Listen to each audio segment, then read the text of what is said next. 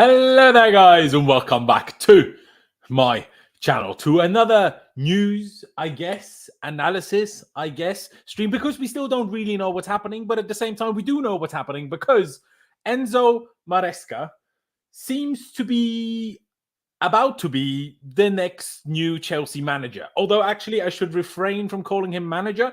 He's a head coach. I need to stop using the word manager. Chelsea don't have managers. We only have head coaches. So we'll get into that. But yeah, Enzo Maresca, championship winning manager from last season with Leicester City. I don't know how I feel, guys. I don't know how I feel. It's very much still up in the air. Not in terms of who it will be. I'm pretty sure it will be him at this stage. But honestly, my emotions, I'm struggling with them over the last few days with this Chelsea manager situation. Like, there's been moments where I'm like, honestly, I don't really care who the next manager is. Whether it's flipping, like we say now, Enzo Maresca, whether it would have been Zerbi, whether it would have been flipping Thomas Frank. Do I really care? I don't know, because I feel like the sporting structure is so far in the mud. And if the sporting structure controls everything that the manager does, it's kind of irrelevant who the manager is.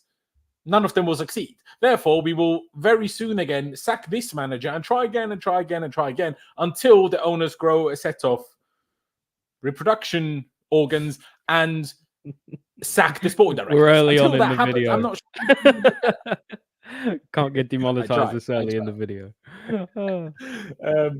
But Ollie, I'll bring you in. First of all, thank you for coming on. I appreciate it so much. Where do you stand? How do you feel? I think both of us after today, we learned that it seems to end up being Maresca. I think both of us did a bit of reading up, watching up on who he is, what he does. Can I sit here and say I don't like a few of the things that I've seen? No, that would be lying if I said that. But at the same time, I feel like you could probably find every manager in the world. You can probably find a few YouTube videos about and a few articles about that make them look half decent. Now, I'm not saying there aren't a few special things about him, but before we get into only Enzo as well, to take it back to the shortlist that we supposedly had a few days ago of Thomas Frank, Kieren McKenna, Enzo Maresca, and then an unnamed fourth option, which seemed to be the Zerbi, but then no one is really sure, is it the Zerbi or not? Where do you stand with us now seemingly having decided on Enzo Maresca? By the way, guys, we will get into reports from David Ornstein, contract length, and other things that Fabrizio Romano and other articles have said. We will get into it. Do not worry. But first, Ollie's initial thoughts. Well, first of all, hi Loz, and hi chat. Hope you're all doing well today. Yeah, it's a bit of a weird one. Maresca is sort of a name that most of us probably didn't even know a month ago, let alone a week ago. And now he's going to be manager of our football club. Now, maybe that's more our poor, us not watching anything other than Chelsea or whatever. But a lot of us didn't know who Maresca was. And it was a bit strange to see him being used in the same breath as someone like Kieren McKenna with the outstanding achievements he's done at Ipswich. Then you've got Zerbi as well, who has his own reputation. And then Thomas Frank, who also is, as weird an option as it was, kind of did fit what we were going for.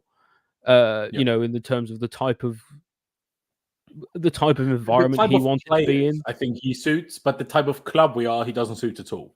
Yeah, I think what we're doing is we're just taking everyone from the data-driven clubs. We started with Brighton, we took everyone from them, and now we're moving on to Brentford. We've already got their headset piece coach. Now we're getting their manager as well. But I think, actually, to be fair, I think a lot of people, including myself, gave them a bit of flack for putting someone like Thomas Frank on that list. And yeah, should he ever be Chelsea boss? No. But should any of them really have been? Arguably no. And so, I don't know. He's well respected in the industry. I can see why they would have gone for someone like him. What I was expecting though, McKenna or De Zerbi, mostly. I didn't think Maresca held much of a chance.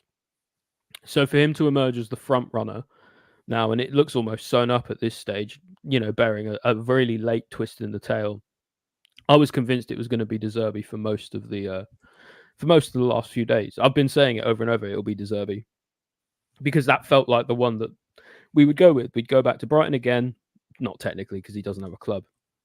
And, we'd essentially be getting another Brighton reject.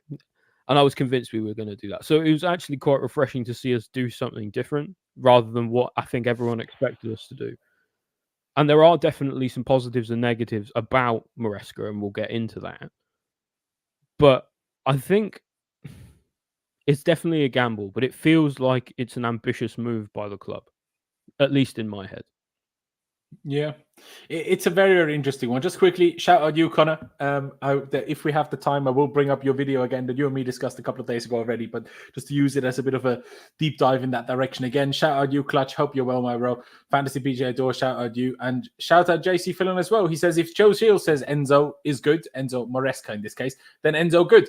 Because it seems like Joe Shields was one of the people giving the positive recommendation on him, because obviously them two worked together at Manchester City a few years ago.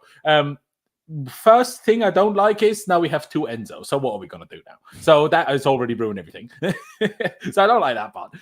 But I thought you said a few interesting things there, Oli, because, and I have a weird question for you now. And I really wonder how objectively you'll be able to answer that. And I wonder what the chat thinks about it as well.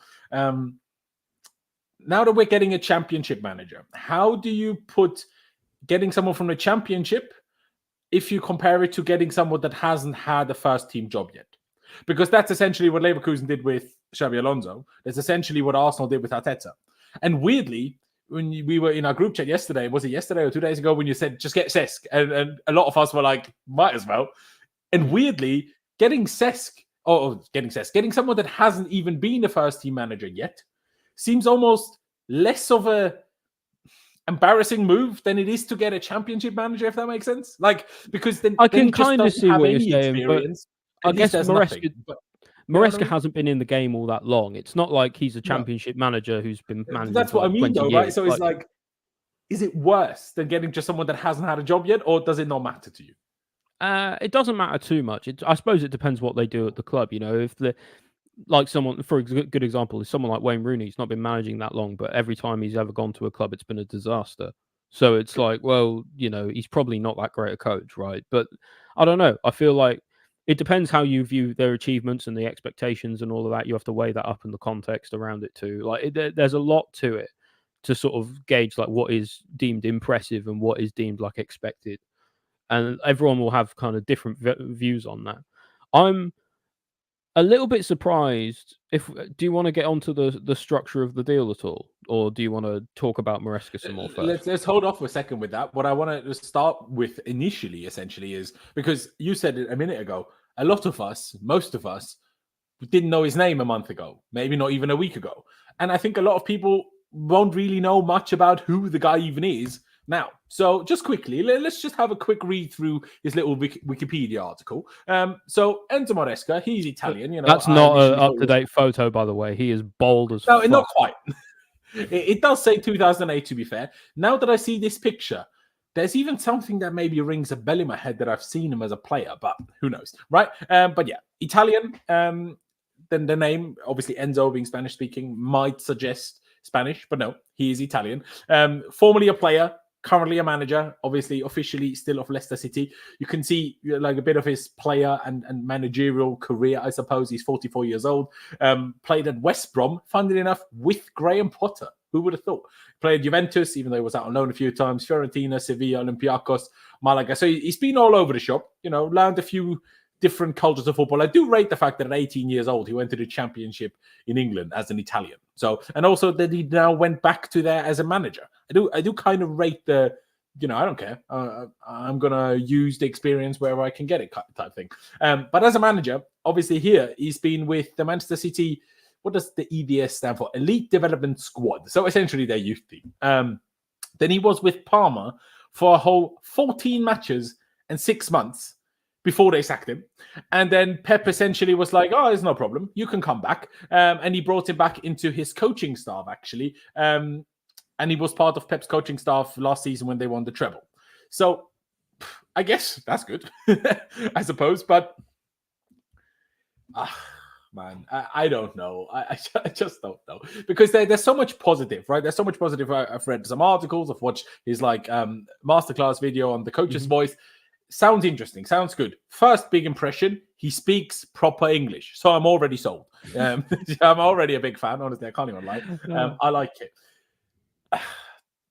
And he seems to very much be a tactics manager. And part of me likes that. I used to like Sarri. Tuchel was like that, even though to a bit more of a pragmatic approach, still a very tactical outlook of a manager. You could see Tuchel's post-match interviews, he was talking about tactics and changes in the game, while Poch was talking about lemons. Do you know what I mean? Like, it's a very different kind of manager, a different kind of way of looking at being a manager. The fear I have is, well, he's been at 2 clubs where he was in charge. At Parma, he got sacked after 6 months, after 40 games, in his home country, mind you. And I know it was his first job, but still. Now, he seems to have learned from that a little bit and adapted the way he wants to play a little bit. But now he's gone to Leicester, and exactly like Ollie said a few minutes ago, right?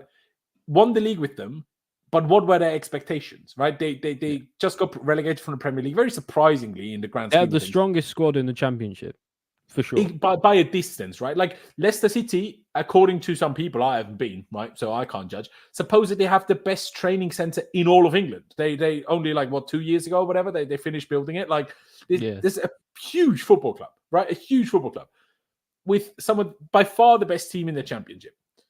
Now, you can argue in the end, did they nearly bottle it?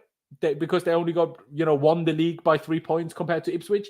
But they still have the most wins in a single Championship season of any team ever. So that is not that bad. At least it's not a draw merchant. That's something. Because I hate a draw merchant. That's the thing. It's like people say, well, he nearly bottled it. And yeah, like, he nearly bottled it, but he didn't. He nearly did, but he didn't. And that it's fine margins in sport, and getting over the line sometimes is just an extra 3 points. Sometimes it's a point. Sometimes it's goal difference. People are, I think people are always going to find something to nitpick because he's a Championship manager. Exactly. And that's kind of part of my worry, right? Because that, like, at Parma, he got sacked so soon that he didn't even have time to, like, learn to deal with crisis as a manager. And at Leicester, well, first of all, he had the best team in a league that they shouldn't have even been in. And he still kind of had enough of a crisis that they went from a 17-point lead to a 3-point lead, right? And now he's leaving. So how will the team, and how will the fans react when, and I'm not saying if, I'm saying when things for a certain period don't go that well? And that's the kind of risk you take when you bring in very inexperienced managers. That's the big problem for me. And that's the big concern. What I do also want to say is, I don't know how best to word it, right?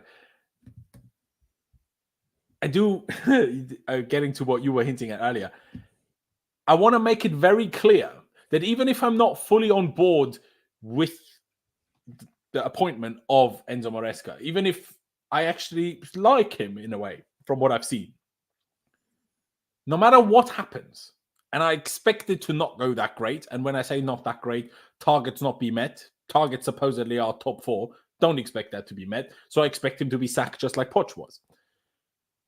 But no matter what happens, for me, and I think every Chelsea fan should kind of treat it that way, no matter if it goes wrong, we do not get on his back, because this ain't his fault. Same as if it would have been McKenna that got the job. This ain't their fault. This ain't his fault that he is here. It ain't his squad. It ain't his team. It ain't the targets he set. So if anything goes wrong, if we play terribly, if every player is shocking, this is not his fault. Because, like I said earlier, we do not do managers. We get head coaches. I think we learned a lot over the last few weeks of just before and after Poch's sacking, of all the things we found out, that he was told he has to make Enzo and Caicedo together work, even though he was like not really sure how he would make that happen, type thing, which is the problem with Poch in and of itself, that he was struggling to make that, to work that out. But supposedly the sporting structure might even have some influence on the pitch, whether that's going to be in terms of which players have to play or how it has to be played. I doubt how, but maybe who has to be played. He's not going to have control over signings. He's going to get the players that the sporting structure buys, even if that's 3 right wingers and 1 left winger in your squad, and you're like, deal with it. So yeah, and then they want it, and then they're going to set the expectations to a stupidly high level as well. So when he doesn't achieve something, he will still be. It's only because he's done exactly what he's been told. And how is any manager supposed to work in an environment like that? And that's what I get. I get it when you say, like, I'm not really bothered who the manager is, because they still have that at the end of the day in that environment. They're still being set expectations by the board that realistically, I think a lot of people think we can't reach. Right? You want a manager who has less than a few years of experience, less experience than Pochettino, to do better than Pochettino did while being in Europe as well. You're asking more and more from less and less. It just doesn't make sense. No, it doesn't really make sense. Ollie, can I quickly get your thoughts? What are your thoughts on this comment here by Laborde, who says, that's why I disagree. He's the one who signed the contract, so he believes he can meet the expectations that are set for him within the ramifications that are set for him. I added that on myself now, obviously. Do you see that point as well, compared to me saying if it goes wrong, it ain't his fault? I can see where people would say that, but I think you have to look at as well the structure and how the manager is expected to work and expected to behave. Like, not even just their expectations, like in terms of getting results in the league and for trophies or whatever, how they're expected to act and conduct themselves and how they're expected to work within the structure. And when you put all that together, I just feel like it almost could be impossible for a manager to succeed within it. Maybe other managers do at other clubs, but we're an unstable mess. And it's like, the problem is partially the owners aren't willing to give an inch on the transfer inputs and the discussions around that. And yeah, maybe there's some input about profiles, and we're not fully sure how it all actually fits and works together. But there's still going to be those growing pains, and there's still going, like, if they're sticking a 5-year deal on this guy, so that it's their guy. They want him to succeed, and if he doesn't, they'll be held to pay, and they'll be held accountable for that. They have to be, because this is their guy now. They've put a 5-year deal on him. They've gone and gotten him when a lot of the fans didn't think we needed a new manager, at least not this season. It's their guy now, so they kind of are going to have to live with it and make it work with themselves, as well as having him make it work on the pitch. And there's just so many moving pieces that I'm not sure it's going to pan out well, no matter who you pick. Basically, I think you needed someone a lot more experienced than that if you wanted somebody to kind of get over what is to come. No, exactly. And I agree. I mean, Laborde follows it up by saying, of course, the directors need to take most of the blame, but the manager will not be blameless in my eyes. And I get what you're saying. And obviously, in terms of what actually happens, he, of course, wouldn't be totally blameless. But the problem is, to fully judge whether he is or is not blameless, you need to give him way more than a season. And seemingly, we don't give managers more than a season to judge whether they are good enough or not. And managers like this, with so little experience, that are very much about tactics and getting the team to play exactly how they want them to play. And it's one thing doing that in a championship. And not because necessarily his players are not as good. You could say, oh, but he has better players now, so should make it work better. Yeah, but the level of opposition that, by comparison to their squad that Leicester had, is far worse than the competition we will have in the Premier League with our squad. Like, that is a fair point, but at the same time, people always say, would Pep do the same if he had, Luton's squad or whatever? And of course he wouldn't. So there is something to be said about the scaling of a manager's ability with the players that they actually do have, in terms of the better they are, the better they do. But it's just like, it's different for every manager, and how are you supposed to know how well that will scale for him? But that's what I'm saying, though, because if you said, how would Pep do with, let's use Leicester as the example, how would Pep do with Leicester in the Championship is also different to how would Pep do with Leicester in the Premier League. Ask Vincent Kompany about how different the Championship and the Premier League is. With Burnley, destroyed all sorts of records with Burnley in the Championship last season, and now got relegated, as if there's nothing special about him. Now, somehow he ended up at Bayern Munich anyway, but you get the point. The only other argument with, Laborde saying, well, he signed the contract, it's like Clutch said, are you going to turn Chelsea down? Someone in the chat followed up by Nagelsmann did, but are you going to turn Chelsea down when you're currently in a Championship club? No, you're not. Like, you're going to bite their hand off. Exactly, especially when you've just seen Poch, who got sacked, and there's a good chance he's going to walk straight into the Manchester United job from Chelsea now. So it's not exactly, lowered his level exactly. His reputation hasn't exactly suffered. Now, had we sacked him after losing 4-2 at home to Wolves, his reputation may well have suffered. But Chelsea waited long enough to make sure he resuscitates his own reputation again. So you touched on it already. I brought it up on screen already. What do you think about the fact that, according to David Ornstein, not long ago, just like half an hour ago,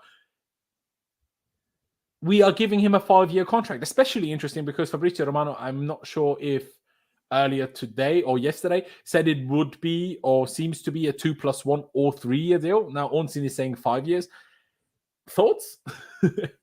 I think the club can't win, to be honest, on that one. I think if they give him a short deal, it shows that they don't have any faith in him. And if they give him a long deal, people are saying you're giving a 5-year deal to a championship coach, which is absolutely true.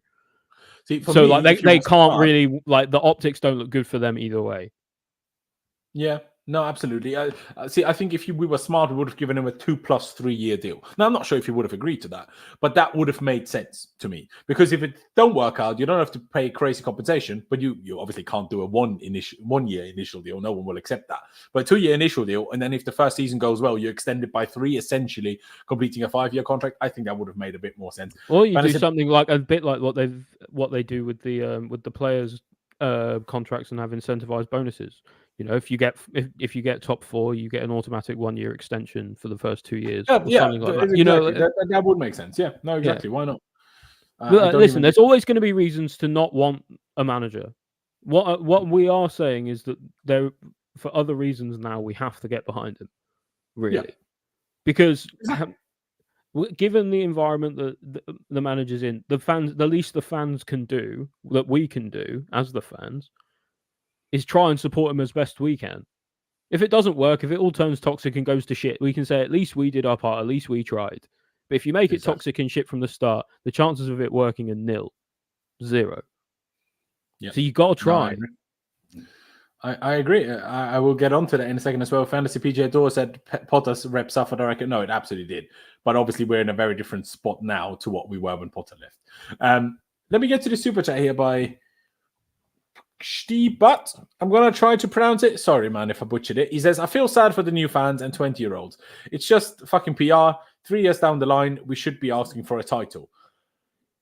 I mean, we should be, in a way. I agree with that. Obviously, there's no excuse for how bad the ownership's been. Yeah, no, but I mean, I agree with it in principle. You're like, okay, from when Roman sold to the new ownership, 3 years in, you would have expected us to potentially be challenging at least, right?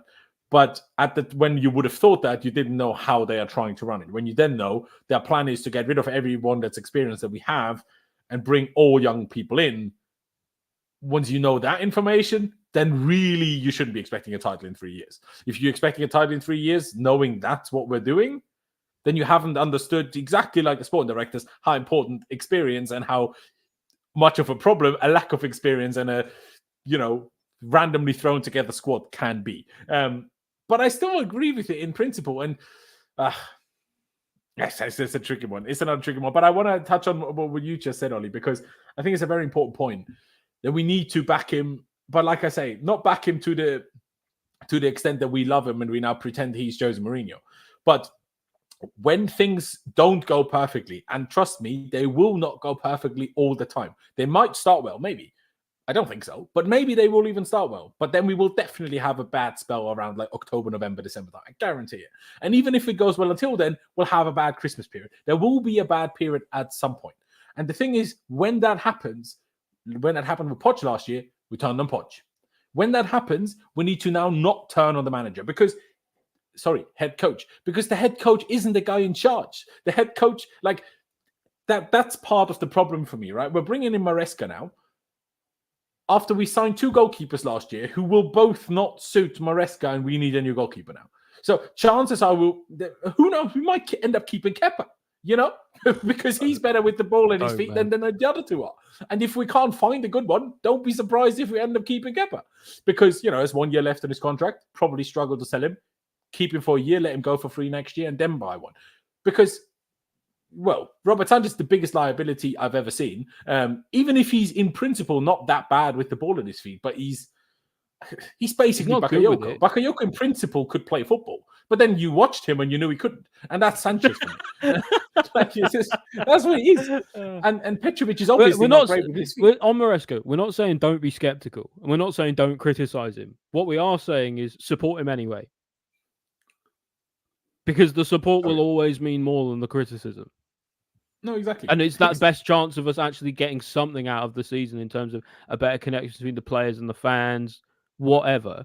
You know, I want points, I want trophies as much as everyone else, but we're in the trenches at the moment. We've got to do something, and the fans, if nothing else, can rally together. No, I do agree. Connor has come in with a comment. He says something that is absolutely imperative is Maresca now gets time. You've had your development coach with Poch to stabilize things as much as possible anyway.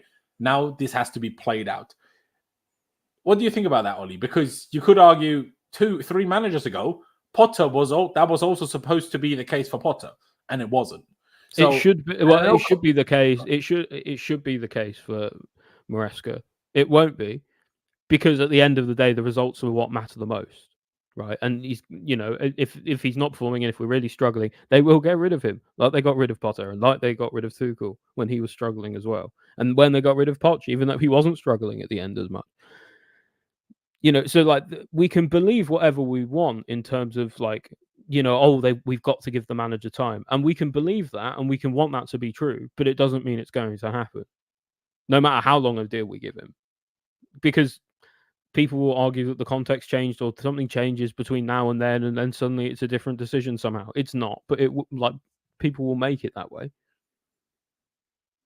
But like Fantasy PGA Tour says, supposedly the target is top 4, and if you don't get it, judging by what happened to Poch now, you're done. So that's what I mean by they can't win either way, because like they can't expect someone with Maresca's lack of experience to challenge for the top 4 in his first Premier League season. You just can't. It's just daft to expect that. It really is. You know, Arteta was arguably a unicorn and worked under Pep for a really long time. You know, Maresca didn't work as long under Pep. You know, like his ideas might still be a little undercooked.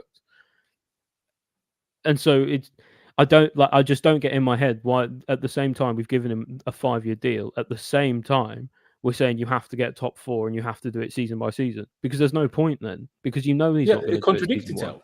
Yeah, exactly. I mean, Vic says here, where is your energy turning on the directors, owners in the last 2 years? Nobody gets to tell us not to turn on the manager when we all call Johnny Minerals names for asking for the director's head. Well, I don't watch Johnny Minerals content no matter what he talks about, just purely out of principle. So I don't really care what Johnny Minerals has to say, if I'm being honest. But he's going to call you out now. Probably will. Not like I'm bothered. But Vic, I know you've been watching these streams for a reasonable amount of time. I can't remember how long, but I've seen your name in the chat quite regularly. So I'm curious about whether you watch the streams on mute or what, because I don't understand how you've come to the conclusion that I've not been turning on the directors and owners for the last 2 years. Nobody's happy about the way that they're running things. Yeah, except I turned on the directors and owners the second Pochettino became a viable option. Since then, I've been against their own directors, for flip's sake. What do you mean? So I don't really understand that. But at the same time, I'm not forcing you to actually back the manager just because I say that. I urge everyone to do that because I think it makes the most sense. If you think it doesn't make sense, you do you, my guy. And you do everyone. Listen, it's your body. Do what you want, right? Like, if you don't want to do that, that's fine. What we're saying is from the fans' perspective, if the fans can cultivate a better environment for the manager is likely to do at least a little better when they feel the love from the fans more, even when things are difficult and even when things get hard. Combine that with the lack of accountability Maresca's actually going to have, because, like you say, with the expectations and then like with his experience, what's it going to go anyway? We're saying that probably things that are going to happen aren't going to be his fault. So it's a good opportunity to get behind the manager, regardless of when they play poorly. Because that's the only way you cultivate that good environment. 100%. And that's like, I know Clutch said earlier in the chat, he doesn't like me saying head coach for some reason. But bro, the reason I'm saying head coach is because he's not a manager and that's the other word. So if you've got better words, please suggest it. But that's the thing. If the manager is in charge of recruitment, not necessarily in charge and the only one making decisions, but if the manager has serious input in the recruitment, has serious input in, you know, certain, like loads of things. Does the manager, for example, in the Poch's case, as much as Poch now got sacked anyway, shouldn't, like, as much as I actually think it was good that we're getting a set piece specialist coach now, I think it's insane that this is not a decision of the head coach. Like, you shouldn't overrule the head, like, let alone a manager, but even a head coach. It's like forcing staff upon them. Like, how do you ever think that it's going to be a sustainable working environment if you're hiring someone to do a job and then you're not letting them do the job but interfere with their job? No matter what branch or industry you work in, people are not going to like that, right? So it's a tricky one. We have another super chat here by XD, but again, sorry if I butcher your name. He said, is it time for acceptance? We're just a mid-table club at best under this ownership, and there is nothing that is going to change that. No protest or anything will make them go away. Never worked for any Premier League club. Well, with the last bit, I do agree. No protest will make them go away because they're here to make money and they will not leave until they've made money. But mid-table, obviously we've spent the large majority of last season in mid-table, but in the end we actually finished 6th, which, I mean, if you want to, you can call 6th mid-table, but not really mid-table, if you ask me. So I guess we're not quite mid-table, but we're certainly not challengers. You know, we're certainly not like in the same realm as City, Arsenal, and Liverpool are at the moment. We're not. We might end up being there again, but we might not. So that is another tricky. I'm sorry, Ollie, I'm just bringing up another few comments. We'll bring a few more tweets and all sorts of other bits of information up in a minute. Vic says it's staff to fire Pochettino after securing 6th, 1 final, 1 semi-final for a guy who can't get top 4. No, I agree.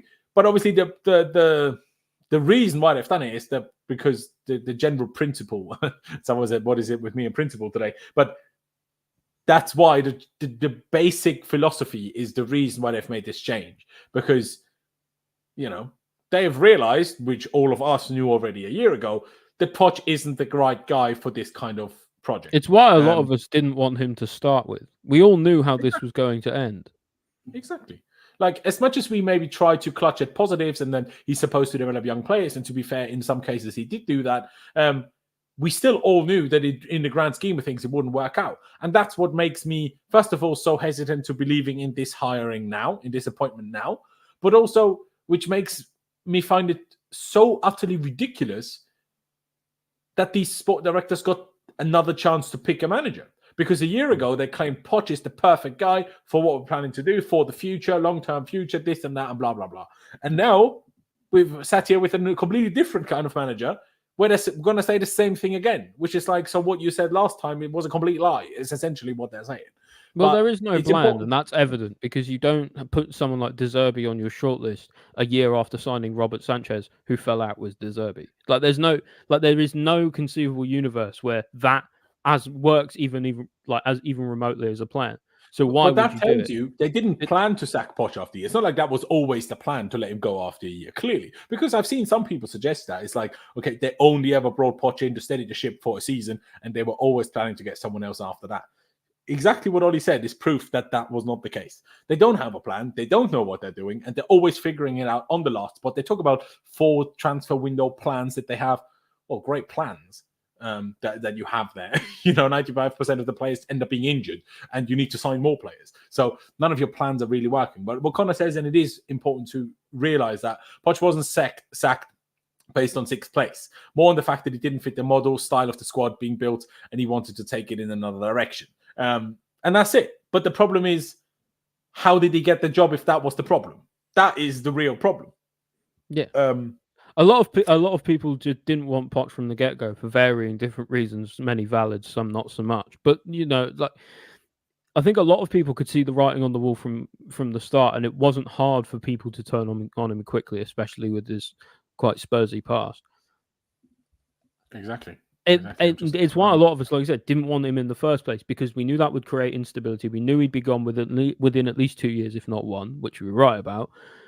Mm-hmm. And now we're just doing this whole transition instability thing again, where we're still making through. Like, if we had just picked a manager and stuck with him, even through all the other sackings, like we'd probably be further along now in whatever project we have, or, you know, pretend to have, than what we did now. And I didn't even like Graham Potter. I thought he was one of the worst managers we've ever had at Chelsea, genuinely ever. And even I think now that the stability is more important. We have to get this right now. Like, you know, even you could argue, even if we have a fucking terrible season, we still have to stick with it, because what else are we going to do? Because no serious manager is going to look at our club again if things go wrong again. Why do you think the shortlist was so poor this time? Because there wasn't Exactly. because it's You could argue that literally gotten already worse happened now. every time. The shortlist of managers has gotten worse every single time. Right, and Absolutely. it's all well and good, turning around saying, "I'll just get a proper gaffer in," get Jose or get someone else. They're not going to come here. No. Well, I think We they would don't have turn come it here around, under so we've certain got no conditions. choice but to back this now. Exactly. Like under the conditions that we seem to be giving the new head coach, you're not going to get someone with much higher credentials than someone like Maresca or maybe a De Zerbi. It's a tricky one. Maybe you can see it on this picture. One of the coaching staff currently at Leicester City with Maresca is actually good old Willy Caballero. And I like that. He knows Chelsea still from the times where we actually were Another successful. bold man. Very bold. Hey, another bald man with a beard on top. I do love a good man, being turned upside down. So, why not? Why not? But what I do find interesting about this report from, it was Sky and Sky Kavanagh, so you never know with him. But anyway, he claims Enzo Maresca has completely bought into the strategic vision of Laurenz Stewart and Paul Winstanley, isn't it? But Alec Bali trusted them to find the next coach. Now, what we have been told, and I'm not sure if this is necessarily public knowledge, so I can't tell you where I've been told this, but we've been told that supposedly Beradek Bali personally preferred Roberto De Zerbi, and supposedly Todd Bowley preferred Ruben Amorim, actually. But in the end, they went with the sporting director's suggestion of Enzo Maresca. Now, what do you make of that bit, Ollie? Because on the one hand, that should be a positive, because letting them do their jobs should be a good thing. Yeah, it should, like letting the football people pick the football coach makes more sense than some random Americans that have been watching football for 2 years. It makes more sense sporting directors picking that than, but Iqbali saying, I like De Zerbi. Let me get another one from Brighton. Or Bowley, probably seeing a few random things on Twitter and saying, I like this Ruben Amorim guy. Maybe a few of the Aura, compilations that have been going around on Twitter. That's maybe how Bowley decided. So I do see that in general as a positive. But obviously everything else they've done over the last 2 years, has been awful. So on the basis of that, can I trust them? Can you trust them?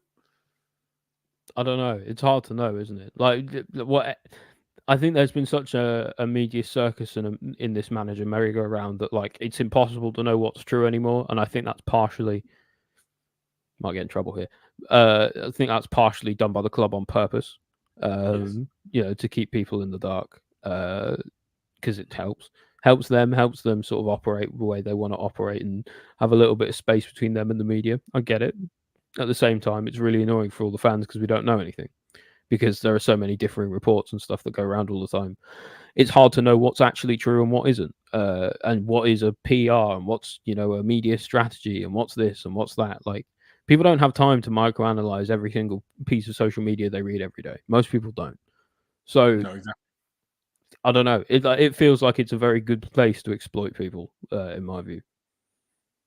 It does. And actually, Fancy PGA Tour says it's not really possible to trust them, is it? No, that's the problem. You can't. Exactly. It really isn't possible to trust them. They haven't given us enough to be able to trust them so far. And that is another slightly positive bit I find, is if they fail again and if it goes horribly wrong and if we need to or choose to sack Maresca as well, because at least as we are told, the owners went with the sporting director's choice over their own. I feel like the likelihood of, if this goes wrong, them getting sacked is really high. And or at least if it should be high. There is maybe some saving us in that. But I think it should be really high. The only thing is that at every term we've seen is that the owners are really happy with the sporting directors and what they're doing and everything. So it's like, are they just acting to instruction, right? Because they're not getting any blowback. They're not being told they're doing things wrong. Clearly, the media are happy with them. Sorry, the club are happy with them according to the media. So are they just taking instructions and like they're just another fall guy really in front of the owners who are making the real big fuck ups? I don't know.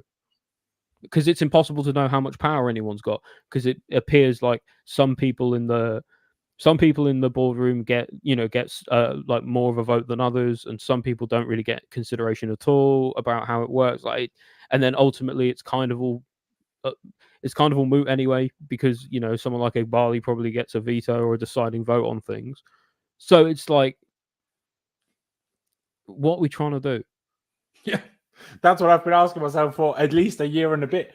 I'm telling you, that's what I've been asking myself since then. We have another super chat by XD, but he says, I'm pretty sure once a player develops like Palmer or anyone else, will be sold for high value for profit. We are not who we were. The era was good till it lasted, while it lasted. With Roman, we will look back on it with fond memories. This is one of the few things where I do sometimes disagree with a few people that obviously have issues with the ownership, because I do think certain players are absolutely meant for that, but I do think others are not.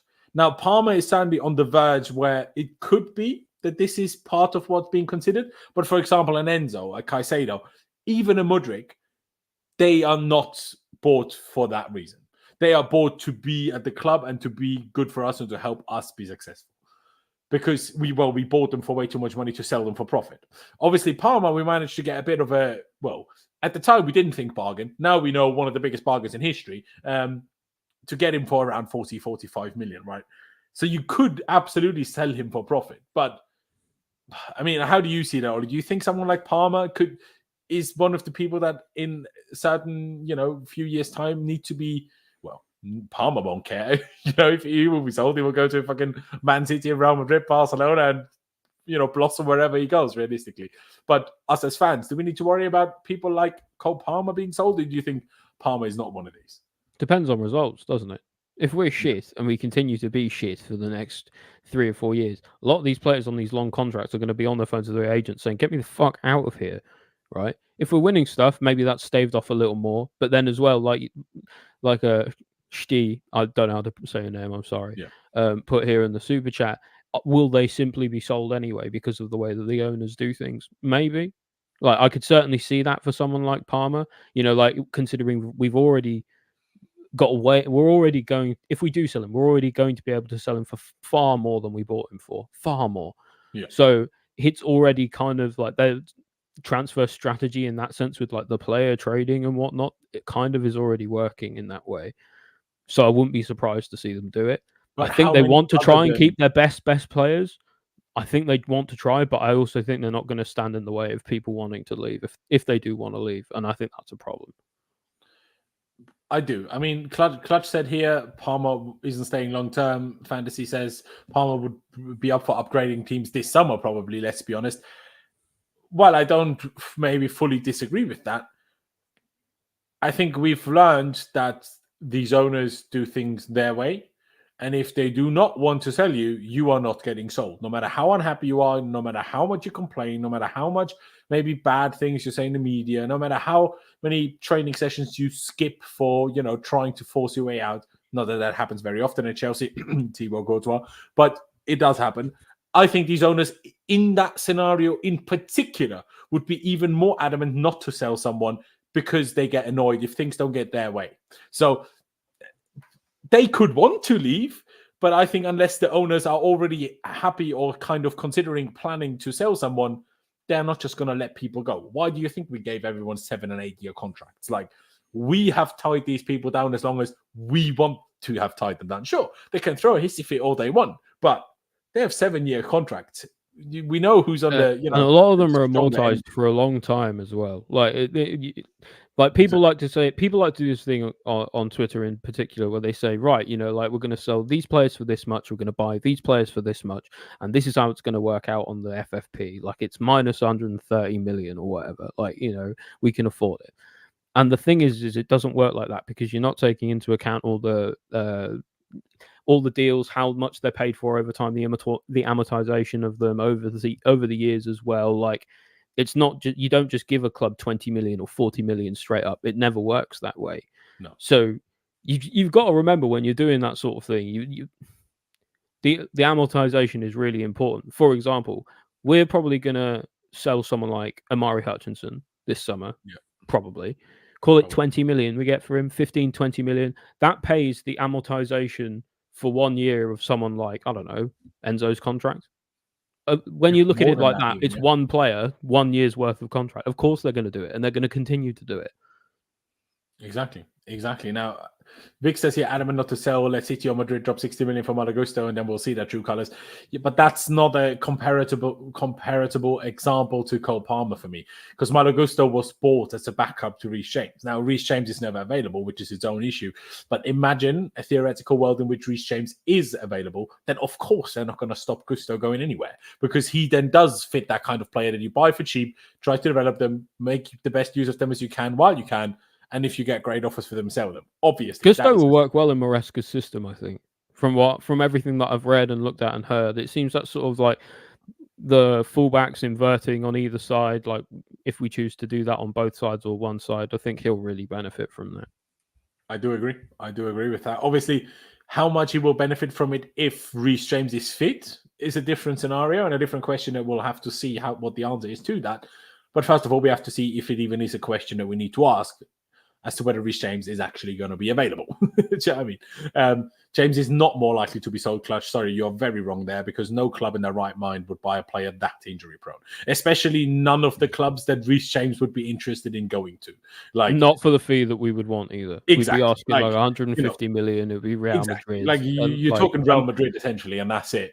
Sure, he would go there, but would Real Madrid want to pay this much money for a player that's this rarely available? I don't think so. But this is one of my... Well, I brought up the wrong thing. So this is not one of my favorite things. Before joining Leicester, Maresca watched every single game of Leicester's relegation season, sometimes more than once, so he could see for himself what he was working with. This, I like that. And I've read a few articles about him. He's described as almost a bit of a workaholic, like... A bit like Pep. A bit, you didn't want to say it, but a bit like Pep. To a Chelsea manager, a bit like Tuchel in that sense. Certainly a workaholic. Why do you think his marriage didn't last? Do you know what I mean? So I do like that. The preparation and the levels of preparation. And supposedly, apparently, let me just again find the right tweet. According to Sky, again, one of the things that impressed Chelsea so much about Enzo Maresca was his pre-existing knowledge on Chelsea's current squad, and also the impressed Chelsea along his obsession with possession and positional play. Yeah, let's take a tactical look at him, shall we? Hey, I'm not the tactical master here by any means. So we'll get Connor's tweets up on it. I will try to have Connor on. I will try to maybe have your expert on this week so we can talk a bit more from other perspectives than what we're going to talk about here. But Enzo Maresca, one of the things that was also in his masterclass video is something that he calls playing in traffic.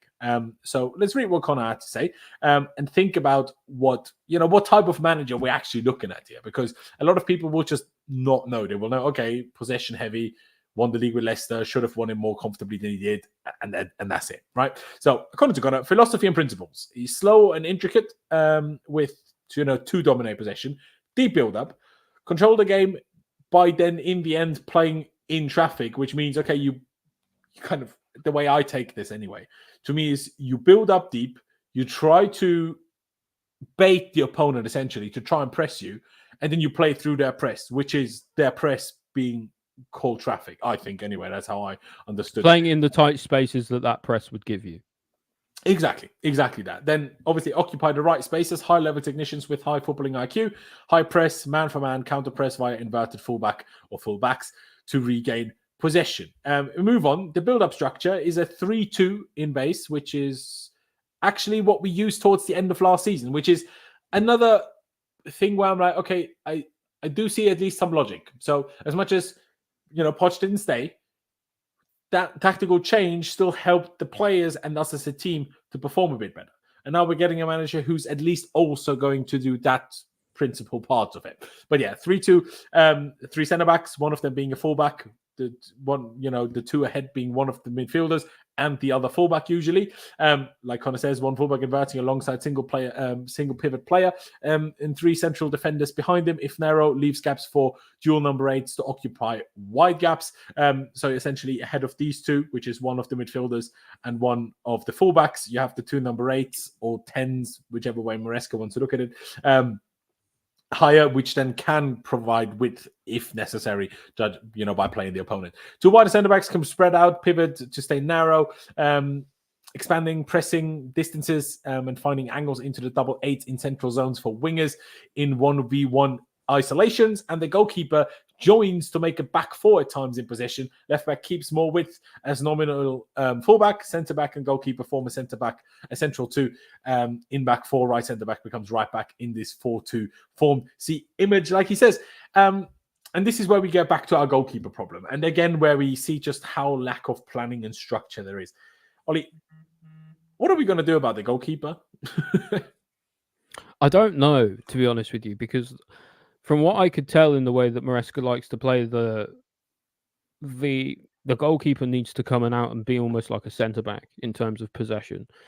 So we need someone who's going to be really comfortable and good with the ball at their feet. People say that's Sanchez. It's not. It's not Petrovic either. No. We all know he's not comfortable on the ball.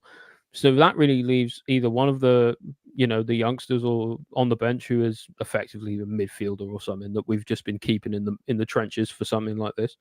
Or it's going to be someone like Kepa coming back from loan or Slonina coming back from loan, depending on, forgot we've got a million goalkeepers. Or maybe possibly the best or worst option of all of them. We're going to buy another one. And so we're going to have like 7 goalkeepers on contract at the club. Yeah, you know what would top it off? If we bought Marcin Burka, the guy that used to be at Chelsea in the Chelsea academy, and then we sold him, and then he played for PSG for a while and never played for them. Obviously, he was like 3rd or 4th choice goalkeeper, and now he's at Nice, I think, or is he still at Nice? Anyway, one of the best goalkeepers in Ligue 1 last season. Doing fantastically well. I didn't necessarily know that he was good with his feet, but I've seen people that know what they're talking about mention him as an option. So that would just, make it even more typical for what Chelsea are. And this is be homegrown. In this case, it don't even mean the new ownership. Also, the old ownership, that is very typical Chelsea if we did that. He'd be homegrown at least, wouldn't he? He's officially Polish. I don't know when he joined their academy, so I don't know what age he was, whether he would count or not, but maybe. Very much possible. Yeah, Connor says Booker would be right up there as a choice for me, by the way. So that's what I'm saying. And he is pretty good, absolutely. It's ridiculous that we already have him. Is Trafford any good with his feet? Because we did see a few links with him earlier in the week. Honestly, I don't know enough about him really to judge. I don't really either. I think from what I've heard, he's all right with his feet, but I don't really know any more than that. I don't think. I mean, listen, he was in the Man City academy. He can't be bad with his feet, surely. I mean, I've even seen some reports that Ederson might be looking to leave Man City. Now, obviously, this ownership would never sign Ederson because he's way too old. But yeah. If this is the scenario, right, where we're looking for a goalkeeper, Ederson is trying to leave City, and we have an ex-City coach as the new manager. I mean, we'd almost be stupid not to try, but obviously we are stupid, so we won't. But other City players he's played with, like Palmer and Sterling. Exactly. Willy Caballero, he'll be assistant coach. He played with Ederson. Yeah. Exactly. I'd rather have him in goal, to be honest, than Kepa. Go on, Willie, get your gloves on one last time. Yeah. Connor says Trafford is good with his feet, not groundbreaking, but would be fine in that mold. See, why is Ederson trying to leave? I don't know. Maybe just trying something different. I doubt he actually wants to leave within England, if I'm honest. Like, if he wants to leave, he's probably looking like, can I get in, I don't know, PSG, something like that. Make some more big money somewhere else. Yeah, I was going to say Barca, Real Madrid, but he's not going to play instead of Courtois or Ter Stegen, is he? So not at the moment, no. So he'd either go to Atletico and shift Oblak out, maybe. But Ederson is not a Simeone type goalie at all, is he? So no, he's not. You're right, he's not. I don't know. I don't know what he'd end up doing. Like you say, maybe a PSG, maybe obviously an Italian go team. to any of the Italian clubs or Bayern when Neuer retires or whatever. But yeah, you never know. Why was Kepa called up by Spain? I doubt it, but I have no idea. Why do they need a cheerleader? He's a good cheerleader, to be fair. If he's one thing, he's a good cheerleader and a good teammate. Anyways, let's continue with a bit of analysis on analysis. That's a strong word for what we're doing here. But, let's call it that. Connor's tweet about Maresca anyway, in terms of what he likes to do in the final third. 4s wide 1v1 isolations, wingers high and wide to pin opposition defenders. Certainly something that plays right into the ballpark of Noni Madueke. Is exactly him, essentially, what that says here. High zone 14 occupancy. Now, a lot of people will not know what high zone 14 occupancy is. So kind of in future, I would because people just watch football. People don't talk about things in this way. It just No, doesn't. exactly. You need to explain things like high zone 14, bro, if you're going to tweet it. But by the way, everybody go follow Connor on Twitter. Connor Holden00. Follow myself and Ollie as well, by the way. You can see our tags on screen. Ollie J. Carpenter on Twitter, as well as at the Bridge Pod, of course. You can also see the link to his podcast on his own Twitter. And of course, last 15-7 for myself. Please do follow us. Narrow pivot as wall to create angles for incisive passes from the centre back to the number 8 or the striker when dropping in. The number 8's receiving in wide pockets, drags fullback's attention, opening space behind for wingers to run into. Overload to isolate, focus play on one side, then 1-2 passes for a switch of play to find opposite winger in space to attack the box. Now, this is the part that, as much as I'm still not fully, this is what the video is for. Absolutely. We know. And when Connor does upload his video, guys, check it out. I do follow him on Twitter as well, because he just got his account back. Exactly. So very much so. Do follow him on Twitter. But yeah, what I was saying is this is one, as much as I'm maybe not fully sold on the whole Maresca thing and the championship manager, one of the things I am looking forward to is having patterns and having an idea. Now, whether the idea in the end works out the way we want it to, the way we hope it does, is a different question. But it's going to be a very different kind of being critical as a fan compared to what we had to be last season. Because what we're going to see this upcoming season is it's patterns that may not yet work, but they're going to be very clear. Or even if we can't see them, judged by who he is as a manager, we will know for a fact that he is trying to implement patterns in attack, in transition, in defense, how to beat anybody. And that is what I'm most looking forward to. I don't know about you, Ollie, but that is one of the things that excitement is maybe the wrong word. But like I say, just what I'm looking forward to most, that I feel like I have a manager that has an idea of what he's doing. And it's not just about lemons and giving confidence. And as much as playing confident can work, giving confidence, certainly helps players get more out of themselves. As a club, as a team to move forward, having a good structure and having a manager prepared to deal with whatever opponents may throw at him is going to be a big change. Now, apparently he played Didi as a number 10. I don't know why. I don't know if he had injuries. So I'm not going to make a judgment of this just by you saying he played Didi as a number 10. First of all, I don't know if it's true. But even if it is true, God knows what the reason for that may have been. I mean, if anything, that's more of an indictment on, how well he did to win the championship if he played him there. Because that's a stupid thing to do. Or why he dropped from a 17-point lead to a 3-point lead, I guess. But could explain it, couldn't it? I don't know, man. There's lots of reasons to be excited, and there's also lots of reasons to be really wary of this move, because it's such a big gamble from the owners. I don't think anyone should be wrong in being skeptical towards this move at all.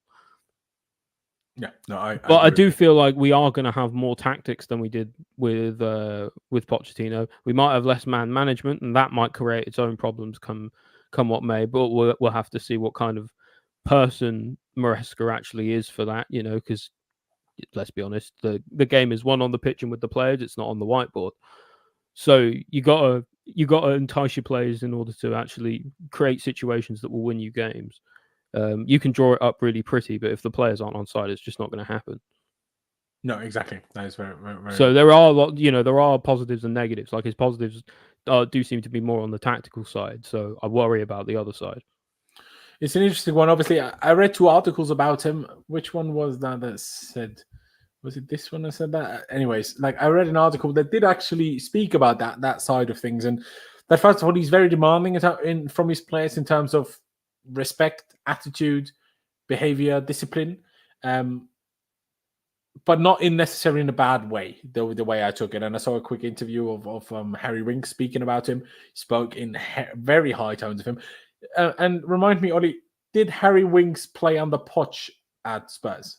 Yeah, Poch started him in the Champions League final, if I remember rightly. There you go. So Harry Winks, in an interview, of course, he's now contracted to Leicester, so take it with a little pinch of salt, I suppose. But he was very adamant in that interview. Maresca is by far the best manager he has ever worked under. So, make of that what you will, considering who our old manager is and who Winks has worked under before. but yeah, but he made it a very important point, or it was made a very important point in an article I read, that Maresca actually, tries to be very personal with the players. Has a very open door policy. People will speak to him, so it doesn't seem to be much of an issue from that perspective. I do actually think when you work in youth development of football, you will actually become quite good or better at the kind of man management side of things, because you're dealing with teenagers, you're dealing with young people, where it's even more important than it is when you come to. It's a good point. He's going to be right at home, isn't he? And first of all, that, but also, like I said, I just think when you deal with kids, is maybe a bit of a strong word when you deal with 16 to 18-year-olds, but still teenagers, not adults. I think you learn how to deal with people like a bit better than maybe if you're just in first team football. I don't know. I agree with that. There's one thing that's another thing that's interesting about the sort of the way, just getting back to the way that Maresca actually plays. So it is this more sort of possession ball. And I didn't think about it this way before, but actually there might be some merit to saying that if we play possession ball, we have the ball more often, and it means we're not going to get injured as much because we're not running as much. And that might be one of the things that really does benefit Maresca next season, is the injuries. If they really improve because of that, which they certainly could, then having our whole squad available, regardless of what we're trying to do, our squad is a good squad. We do have good players. We have technical players who know how to play the game. If we can get them playing and get something going with that, with having lots of players available, something will click eventually. You would have thought so, at least. You would have thought so. It's a weird one. The whole injury thing. Now, obviously, we will never have proof of this now, but I actually am of the opinion that even if Poch stayed, the injury issues would have decreased quite significantly this coming season. Now, obviously, like Ollie said, very good point. And also judging by, Maresca's injury record at Leicester City last season. And the Championship has even more games than the Premier League. I'm not sure in terms of intensity if it's quite at the level of the Prem. I would probably say no, but I'm absolutely no Championship expert. But the physicality is certainly no less than it is in the Prem when you're talking about the Championship, and he's had a lot less injuries. So Connor makes a good point as well, saying that actually, well, if it doesn't go down, it's likely then there really is an issue with the medical team, and that's something we can finally identify, because for a long time we've not known what exactly the injuries have been, but what has caused it. I think it's been a multifaceted problem, but we don't know what the biggest cause has been. And it'd be interesting to see next season, if we do still have a shit ton of injuries, then it wasn't necessarily Pochettino running the players in training every day. It was, or if we don't have as many injuries next season, we benefited from Pochettino making them run in training every day. Yeah, because, exactly. So we don't know what effect last season is going to have on this. The thing with Poch is he's had bad injury records everywhere in his first season, but not in the second season. So it's almost like benefiting from the toughness of the first season. You benefit from that after that, which I guess, if you want to look at it from that perspective, I guess getting Poch for 1 year, getting everybody fit, then, making sure you have a lot less injuries. Jesus, you could get an actual PE teacher to do that. You could. But, don't know about the level of PE teachers in the UK, because seemingly need to work in English football is much more relevant than anything else, even if that means the Championship. But I do like the point Connor makes, I guess. This should limit injuries due to less high-intensity sprints. However, if it doesn't, though, injuries, it will definitely show the medical team has issues. That's another thing that annoyed me about the owners and all of the stuff that's come out about Poch, because so much is just PR-driven and so much is club-briefed, and people just eat it up as if all of it is the God's word and, nothing but the truth. That's the problem with context, is people, ironically, really pick and choose what parts of it they find relevant. We all do it. We try to do it as little as we can, but we all do it. Of course we do. Of course, absolutely. And there's no avoiding it. You can only try to be as subjective as you can. And it's also in some moments you're going to be able to be more objective than in others. Straight after a game, you as fans, we're going to be less objective than when we think about it a day or two later. It's just natural. But what I was getting at with the injuries for me was purely that, they were talking about how he brought players back into training too soon, and brought them even into games too soon. But at the same time, we knew that they essentially forced him to keep playing with Enzo and Caicedo. So how dare you, first of all, force that upon him, whether he wanted to or not, whether I think it's right or not. So you interfere with what the manager does, but then you blame him for things that you could have also interfered with. Because if you interfere with that, you can interfere with this. So therefore, don't sit here and tell me, oh, Poch brought the players back too soon. Fuck off. No, if you can tell him what to do with the midfielders, you can tell him when to bring players back into training, right? So like, don't be giving me that. If you have capable and, competent doctors that are very adamant that a player should not be coming back into training yet, and you clearly have this power, then take some fucking accountability. And we're back to the same problem at this football club we've had for the last 2 years, where no fucking dickhead here just takes a single bit of accountability for anything they ever do. That's one of the most frustrating things for me. Like, just no, you can't interfere here, but then blame him when you could have interfered there as well. Like, no, it's a piss take. It's an absolute joke. Even if it's tough running made it worse. And what? Like, he's the manager, so you either interfere or you do not. So it just annoys me. Check Pice. Enjoy reading. Okay, I will check Pice. It's something on Maresca. It's worth looking at. I will take a look. Okay, yeah, let's do that, because he had a little chat with some Leicester City fans, or a Leicester and they're going to know better than anyone. Well, like we could do all the reading and stuff, but they're the ones who've been watching him week in, week out for the past yeah. season. But what I'm trying to say is, think about how some people talk about Poch that watched him every week. So yeah, but even they are going to have a better idea about Chelsea generally than someone from outside. No, that's for sure. Yeah. they could be delusional. That's very true. they could be delusional. They absolutely could be. All right. Takeaways from our talk with Leicester City fans. Nearly bottled the championship was down to missed chances from players. So same thing is going to happen with us then. Fantastic. Plays an inverted right back. That could be good. Whether that's Gusto or Reece James, I think in Reece James' works either way. I think it works either way first and foremost, but also I think that could be the change that turns Reece James from playing 2 months a season to playing 7 or 8 months of every season, because there's a lot less running, a lot less in particular high intensity running and sprinting to do when you're an inverting fullback compared to when you're a fullback or wingback that's bombing up and down the wing 90 minutes every game. So that could be a benefit for him in that perspective. Change of style was noticeable from the first game of their preseason. That's a good sign. I mean, but we've heard that before. The last game or to the first game of the season, or I'm not sure. But we have heard that before. So, managers can quite quickly abandon their plans if things aren't going well. It's just for him, it didn't never go well because they were top of the championship for most of the season. Exactly. Up to 17 points clear, as we learned. Wingers go wide. The number 8 are encouraged to get into the box. What do you make of that? Because how do we fill our number 8s then? Obviously, the way Connor, sent it to us and, was talking to us, he thinks one of them could and will very well be Cole Palmer. So him, that would suit obviously a lot. Being one of the guys that gets in the box could help him get his goal output, keep it relatively high, right? Never had an injury running. Did you forget, or do you just claim to watch Chelsea fans? Because we've literally watched it happen multiple times. It was running, all of a sudden he's holding his hamstring. But anyway, what do you think about the number 8 situation? Because who else does that benefit? Because if Enzo is one of the 8s, do I want Enzo making runs in behind into the box? I wouldn't mind Enzo crashing the box, personally. Like I think, to be honest, I think him, Gallagher, and Caicedo could all do it. Palmer's the main goal scorer, but you want another body in there crashing the box. Gallagher's good at it.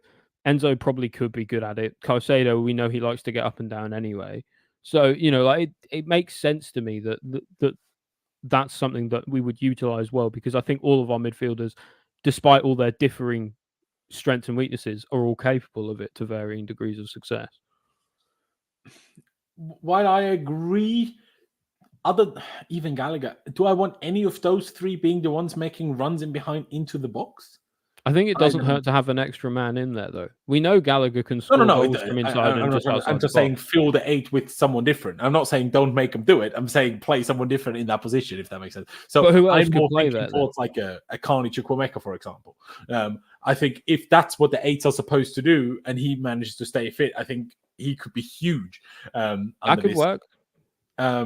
But then Nkunku being an 8 is too deep. Even if it's running into the box, it's not Nkunku. So you kind of have Palmer and Chukwuemeka who really suit it, and everybody else not so much, because like someone says, we need to forget about Gallagher, because yes, Gallagher is certainly leaving. So maybe we shouldn't, consider it with Gallagher in mind. Now, I think the thing is, I think people are really quick to put our players in boxes in terms of like positions and what roles they can play. When in reality, many players can play in different roles and different positions. Like to varying degrees of success, sure, but they can do it. They're not incapable of it. So what I mean is, by someone like Enzo, maybe he wouldn't be good at it to start with, or maybe he wouldn't be that great at it to start with, but he would get much better the more he played. Yeah. I mean, Casadei, at least he's tall, crosses in. Tall. He is tall, but that's about it. We need to buy an 8. I disagree. We need to just use them properly, I would say. That free kick was mad, though, so he clearly can shoot. It's just in game. What happens to Lavia, do you think? Do you think he rotates with Caicedo as the that kind of presence? Because they can't really play together, and he's not going to play further up, is he? So that kind of just leaves him. It's playing a rotation option. We were speaking to Connor in our group chat, weren't we? And Connor was saying there is a chance that purely because of the personnel, that rather than inverting the right back, he lets the right back create the width, which when you then start Palmer as the right winger, allows him to then come there and become one of the 8/10s that's supposed to do that job. And then the fullback creates the width and is essentially the right winger in the final third. And then you don't need one of your double pivot starters or one of your 2 midfielders to push and be one of the 8s. You can have 2 6s that start as a 6. So that would also allow you to be able to play Reece and Gusto in the same team. Gusto, Reece could be the right centre back effectively, and Gusto could be effectively in possession be the right winger. Yeah, no, you could do that. Absolutely, you could do that. The question is, do you want to do that with Reece? I mean, absolutely, it works. It's just you're missing out a lot of what he could bring you with his crossing. Yeah, I suppose it depends. Again, this is all at Leicester with Leicester's players and Leicester's tactics. His tactics, but in terms of at Leicester, in terms of the capabilities of the players and what they can do, they're more or less a Premier League team. Like we say, there's a really strong squad, but they don't have the talent we've got. He might try and draw it up differently. Absolutely. If we read through a bit more of this, because someone in the chat just reacted to it, essentially, we've gone from wingers go wide, 8s are encouraged to get into the box. This will be interesting for Mudryk as well on the left side, because where will Nkunku play? Will Nkunku play up front? Will he be an 8? Will we not actually play a 4-2-3-3, but a 4-2-3-1 and make Nkunku the 10? Possible, because if we play Nkunku wide and he remains with this idea that the wingers stay wide, I think you're wasting Nkunku completely, and you might as well sell him this summer, personally. If you're just making him stay wide. He's got to come inside, because that's where his strengths are. He's probably finishing. So that's what I mean. You need him in and around the box, because that's where he's best used. The same as Palmer. Exactly. You wouldn't keep Palmer out wide. Absolutely. Now, I hate slow possession football. Well, you either Mudryk might not adapt. Yeah, I think we have to give Mudryk one more season, and if he's not ready, maybe he just needs to ply his trade somewhere else. It doesn't work out for every player we sign, and that would be a shame. But I don't know. I think I'm running out of patience with Mudryk now. Yeah, I don't know. Part of me can never give up on him, but part of me is really fed up with him as well. Yeah. So I don't know. I mean, we'll be interesting to see how a proper coach deals with Mudryk compared to how it worked under Poch. Obviously, you could argue De Zerbi is very much a proper coach, and that's where under him is where Mudryk, played his best football, arguably at Shakhtar Donetsk, obviously. But I wanted to quickly why I highlighted the comment by Jonathan is more about him hating slow football. It's like, well, you either get used to it or you support someone else, because we're going to get slow build-up football. It's just what it's going to be. To be fair, with Mudryk, if the players are going to be playing wide, if the wingers are going to be staying wide like that, isn't that really where we kind of want Mudryk? Keeping the width, keeping himself on the touchline, and diving in behind the fullback like he's supposed to do because of how quick he is. Like the goal against Forest with Palmer's unbelievable pass. Yeah. Isn't that where we want him effectively?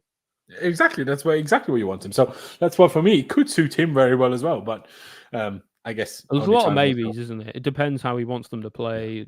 And also it depends on who we sign and everything else, who we sell. Yeah. So there's a lot of question marks still. It's still May, right? And we're talking obviously everything about next season already.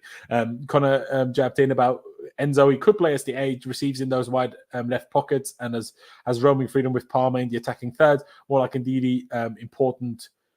What does OOP stand for? Out of play. Out of play. Fair enough.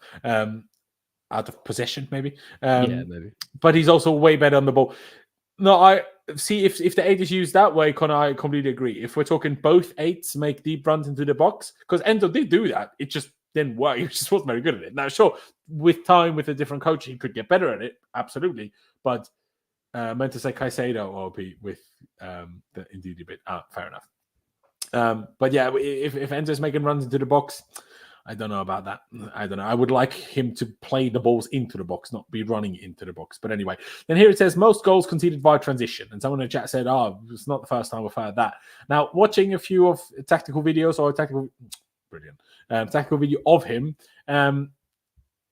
it seems like Maresca certainly has more of a thought of how to stop that than, for example, Poch did. Now, Poch did it at the end, but for the majority of the season, Poch was like, well, we're just going to have to win the ball high because if we don't, we're screwed. And that's why we conceded as many goals as we did. So I do think he pays attention to it more. But like it says, let's have slow centre-backs. Chelsea need fast centre-backs. We do, and we have them if they're fit, especially for Fofana. But Levi Colwell certainly does fit that. Thank you, Abraham. Appreciate you. And everybody else, if you're new here, please do subscribe. That would be massively appreciated. But yeah, we move on with this tweet about what Leicester fans supposedly said. Most important position is either the number 6 or his goalkeeper, who must be elite on the ball. Rotated loads at the start, but then got more stubborn, stuck with duck up front even during a bad patch. Confidence was low. Good man management. It's good to hear. Leicester fans got annoyed with slow and patient football with shouts of get it forward. Maresca was different type of manager to Rodgers, etc. Chelsea fans inside the ground need to be patient. And that's an interesting... That's not going to happen. Exactly. Like Chelsea, that's one of my concerns. The Chelsea fans will not back this. They didn't back it with Sarri. And everybody knows in football, atmosphere plays a big role. And we also know, if you've been to Stamford Bridge, if you've watched enough games, whatever, you know that the atmosphere goes up if the team plays well, has chances. They don't necessarily always need to score, but create, have big moments, like, look like we're on the front foot. If you're passing the ball between the centre-backs and the two DMs, Stamford Bridge is going to be quieter than a library. And then it's more difficult to get the players up, especially if you then make an error, because these players will still make errors, no matter who the manager is. They will still continue making individual mistakes. And if that costs us goals, that's what I then worry about. When we have this very much so tactical manager, very much slow build-up, try to break them down, everyone will try to sit back against us, especially if they take the lead. And then how do we deal with it? Because that's usually where we had our biggest issue in terms of dealing with things going against us. And I suppose a lot of teams in the Championship would have sat off Leicester, though. So they would, absolutely, but they're just not as good at it as the Prem teams are. Of course, right? But at least he's got an idea about how to break them down, which is arguably something that we haven't had for a while. Yeah, absolutely. Just thinking, he's been in that situation a lot probably this season. Yeah, no, that is a good point. I do quickly want to bring a couple of things up that are seemingly that have been put out as reasons or things on Maresca or reasons why we decided to go for Maresca. When Stanley and Stewart have built up an instant rapport with Maresca, whatever that exactly is supposed to entail. He passed data analysis and background checks, is viewed positively for working on the Pep Guardiola and had knowledge of the Chelsea squad. This positively for working on the Pep Guardiola just makes us look like the biggest bunch of amateurs, man. Obviously everyone and I understand that obviously Arteta has worked really well after being with Poch and Pep and everything else, but every 12-year-old casual football fan can come to the conclusion that Pep is the best manager in the world, so his assistants will be half-decent coaches as well.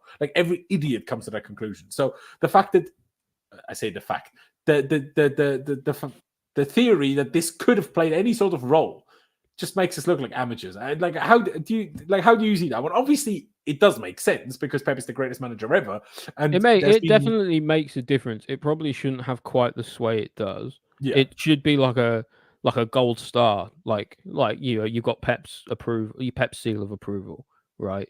But it shouldn't be any more than that. It shouldn't be a reason to go for him or not to go for him. Yeah, no, I exactly agree with that. There's another bit which a lot of people have been talking about. He's very tactically stubborn, blah blah blah. And Rob Tanner, who is the athletic correspondent for Leicester City, he said Maresca won't change his approach. He does have subtle variations though, but there will be one main striker, one holding midfielder with a fullback playing inside and two wingers. It is his way, and he believes in it wholly. I don't want to tell good old Rob Tanner that he's wrong, but I do want to say that at Parma, albeit it only being 6 months and 14 games, he didn't do that exact same thing. So I think we need to first wait if he does the same thing with us. Now, there's a good chance he does, but because he's so inexperienced and there's been so few clubs, we cannot be 1,000% sure. So we need to first wait and see, I would argue. But what I do think is relevant to know, as much as in his principal ideas of how to build, how to attack, and how to defend, he is stubborn and won't necessarily move too drastically away from that, but there do like subtle variations. If maybe you shouldn't even call them subtle, just small changes within the structure do happen. Like it depends on how many midfielders do the opponent play, because Maresca always wants to have an overloaded midfield. So if they play 4 and we have 4, like in terms of in that area, the inverted fullback, one of the DMs and the 2 8s, creates 4. If they do 4 as well, you'll often have the striker drop to essentially create 5. Then if that happens, the 8s, like the wingers, come a bit more narrow usually, as far as I understood it, to like... Yeah, it drags out a centre-back and then it allows, the wingers to go in behind while having an extra man in midfield. It makes sense. While if the only thing doesn't... I don't like about having like such a rigid structure like this is much for the same reason I didn't really want the Zerbi in, is because you have to empower players to make the best decisions based on any situation, not just the ones you give them, because the ones they find themselves in games will be different on the training ground. And that's why it won't be much different. And that's why the expectation of top 4 is so ridiculous. And it won't be much different, right? Any coach worth his salt will be able to, go through a few situations about like where his structure actually doesn't work and where you need to be careful and where you need to stand and things like that. And that is important. But if you sap all the creativity out of a team by trying to play the same way every single time, you're not going to get the moments of magic that do win you games by themselves. And they're always disproportionately looked at in that way, because if you can get them consistently, you win so many more games. And so that creativity really needs to still remain in the squad, so that this system and this structure works fine, but he needs to allow the players in those zones to express themselves the way they want to express themselves and to solve problems by themselves in order to actually score more goals in the long run. But again, this is a long running strategy, and we have no evidence that the manager is even going to get the 5 years that we've apparently offering him on his contract. So do you do that, or do you just try and get results now anyway, because you know that there's a very good chance if results go south you get sacked? I don't know. This is the problem, isn't it? They come in, they are told they will have backing, then they will feel they're not getting backed. Then in reaction to not feeling backed, they will say, well, if you want me to achieve everything you need me to achieve, then please give me these players. And then he won't get those players, and then we'll see how long that lasts. Connor says, can't wait for the reactions when people first see his 2-2-5-1 against weaker oppositions, which is then the 2 centre-backs. I'm not sure who the 2 in front of that necessarily always are. Is it the 2 midfielders? Is it 1 midfielder? I think it's the one of the fullbacks and the DM. So that would be Caicedo and James, or Caicedo and Cucurella, or but then it would suggest the other fullback creates width. So then you'd have 1 inverting, 1 pushing up, because you're only leaving 2 at the back, not 3. I guess so. Yeah, I guess everyone bombs forward on that one. Unless, like you say, or both fullbacks push up and the 2 midfielders stay deep. Yeah, it could be that as well. So yeah, it's an interesting one. It's another interesting bit, just to people saying he doesn't change anything ever. Also, key quote from Maresca is how he views football like chess, changing things based on opposition moves. He's stubborn in principle, but flexible within it. And personally, I do actually like that. Now, people, if you've been following me for long enough, you'll know I was actually quite a big fan of Maurizio Sarri and the way he was doing things. Not necessarily that everything he does is perfect, but I still enjoyed quite a few of the things, how Sarri tried to go about it, me trying to understand what he's trying to do, how it's supposed to work. I do enjoy that. While you have other people like Ejnaku here saying, hence why I preferred McKenna. He's more like Klopp in possession, aggressive and fast, high press without it. Now, the high press will still be there, but in terms of to watch, is it more easy to get behind? Is it more entertaining? Yes, I agree. Is it as likely to be successful? Over No. a whole season? No. Because name me one other manager other than Jurgen Klopp that's been elite level successful with doing that. Even one, you can't. There is not one that's achieved that. So if Klopp is the only example, is that a good way to go? Unless you're getting Klopp, probably not. Exactly.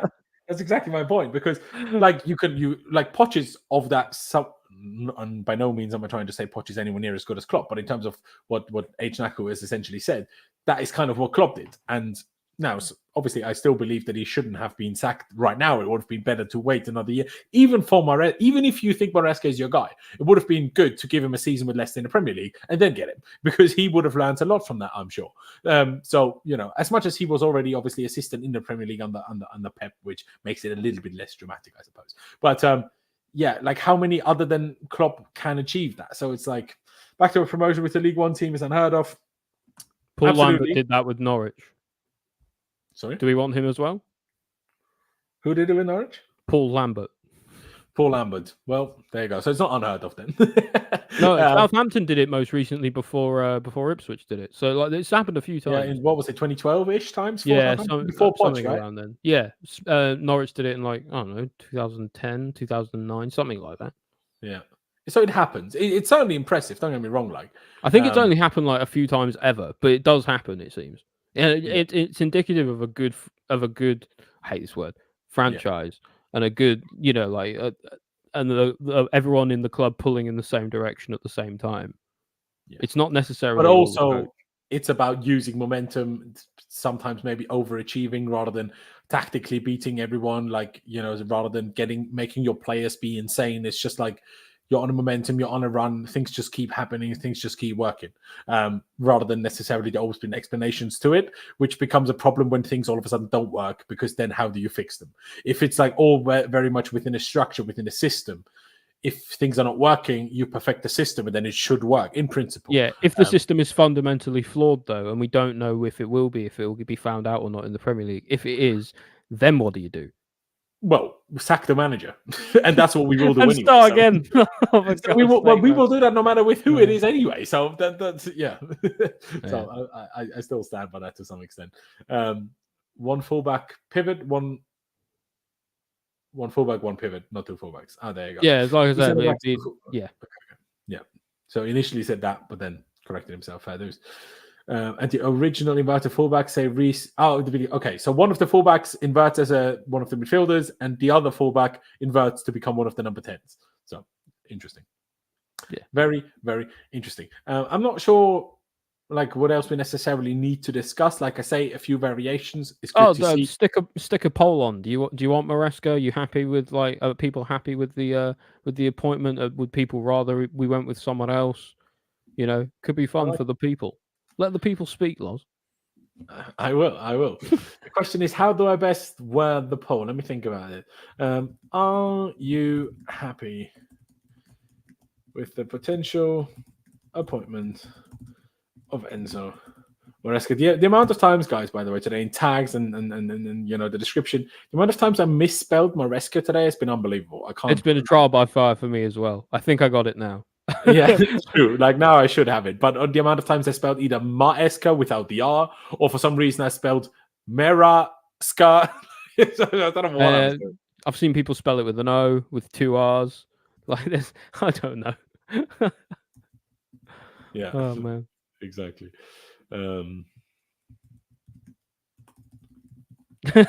You will rig the polls, apparently. Yeah, I will rig the polls. All right, calm down. So I'm just thinking of what options to give you. Yes, happy, undecided, no, unhappy, something in between. Yeah, I'm putting a question mark there because happy and excited, disheartened and disappointed, and just like unsure, I guess. Yeah, exactly. So the two people say so far we have 6 votes and. No, well, we have more votes now. 7 votes, 9 votes, 11 votes. Okay, I will tell you in half an hour what you guys have said. Let me see what other... Nevertheless, excuse me, Kevin. Shut up. You're called Kevin. You're not allowed to speak. I'm joking. But anyway, there's another tweet that said, "Oh, we liked how Arteta did really well after being with Pep, so now we kind of want to give Maresca the kind of same vibe." Again, just stop copying other people. First, you started trying to copy Brighton. Now you're trying to copy everyone that's had anything to do with Pep. To be fair, the only thing they haven't copied is the recruitment strategy, and that's been kind of a mess. Yeah. So maybe they should be copying people. I guess maybe they should. Another bit from Rob Tanner in, like I say, the Leicester City correspondent. He says, after another 3-1 home win over Swansea in January, Maresca threatened to quit if he felt anyone was questioning his idea after he heard some groans in the crowd as Leicester had to be patient to break the visitors down. So, Ollie, time for a prediction. How long do you think it takes until Stamford Bridge is unhappy and he threatens to quit? 65 minutes on the opening day of the season. Fair enough. I'm going to say November. We're losing 1-0 to like Brentford or something. Like people be Maresca out, had enough. Yeah, exactly. I agree with this sentiment by Eric, by the way. Chelsea fans should be very happy, or should be just happy about disappointment, but we have no choice but to back him. I kind of agree. Like, I'm not going to be like, even if there's things I like about him, even if they're like some of the tactical structure, some of the way he seems to, his principles, and even like what he seems to be like as a character, I'm not going to be buzzing over a championship manager. Like, come on now. But to be honest, at the same time, like, if that's a real problem potentially, if the owners come in and say, like, what are you doing? Like, it's not going well. Badad comes downstairs from his data mines or whatever, and says, what the fuck are you doing? Have you thought about this? Change this. He's going to be pissed, and he's going to up and quit on the spot. It's not going to last long. Exactly that. I mean, because unfortunately, our owners just can't keep their noses out of it. They just can't. No, they can't, and that's the problem, and that's why I think this will end up in Maresca getting sacked within the next 12 to 24 months, and then hopefully, if that does happen, also the sporting directors, or at least one of them, being sacked as well. I mean, Supreme says 1-4-0 lost to Bournemouth. We'll seal it. Supposedly, according to Jacob Steinberg, Chelsea were turned down by Kieren McKenna. Even this guy turned down Hoeness, the state of Clown Lake.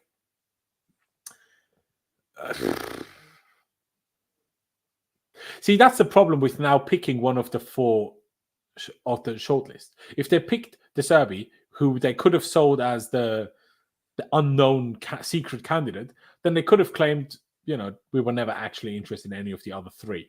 But now that we picked one of the three, you can't claim that you weren't actually interested in Kieren McKenna, but even more importantly, Thomas Frank. So you can't believe either side of whatever's coming out, because people be briefing stuff all over the place. McKenna won't want to lose face. If he was rejected for the job, Chelsea aren't going to want to lose face in case McKenna rejected them for the job. So it's just like they're both going to put out whatever it is they need to put out to save face. I wouldn't buy too much into that. Exactly. Well, where is Clutch? He said no young coach can say no to Chelsea. It's true, but let's wait. If there's still a chance, actually now he's going to end signing a new long-term contract, isn't it? Because there was also talk that he might go to Man United, which then obviously would change the whole situation. I do want to highlight this. Do I have it highlighted? Yes. This one is quite interesting because Enzo Maresca was asked about transfers on the 10th of May, so only 17 days ago. And his response was, no, I'm not asking for more control. Absolutely not. I'm just asking just to be able to do my job that I'm being paid for. No more than that. So Chelsea will like that. Do you reckon he's seen the writing on? Do you think he's seen the writing on the wall with Poch 17 days ago and just went, yeah, go on then. I'll just say this just in case. That's one way of looking at it. If I was smart, I would. That's exactly what I would say. And spoke to them even before that date. You never know. Yeah. Breaking news. There's a mystery fifth candidate. It's named Misery. Yeah, seems accurate. No one gets 5 years to a manager. Not true. Like, until Tuchel, the Chelsea ownership very often gave 5-year contracts, the old ownership. Then we didn't, obviously, with Tuchel. They gave him a shorter one because of his, very scatty past, obviously, PSG at Dortmund, where he didn't necessarily stay that long and fell out with people. But don't take Ornstein's words too literal. I still think this will end up being like a 3+2 situation, not a base 5-year contract, because otherwise, or a 3+1+1 type of thing. Because otherwise Fabrizio wouldn't have been talking about 3 years. Like, Fabrizio may have been wrong, but Fabrizio isn't that wrong. So it's not like Fabrizio talks about 3 years, Ornstein talks about 5, and then one of them is right, one of them is wrong. It's probably going to end up being, like I say, a 3+2, a 3+1, a situation, something of the sort. It's not going to be a flat 5-year contract. I refuse to believe that. Because none of our contracts are static. They all change based on the situation, it seems. No, exactly. Another latest tweet by Pies. What has he said this time? Let me see. What have you said now, Pies? Busy little bee, aren't you, Pies and Mash? Pies and Mash. I'm still waiting for Johnny Minerals to come at you. It was going to happen.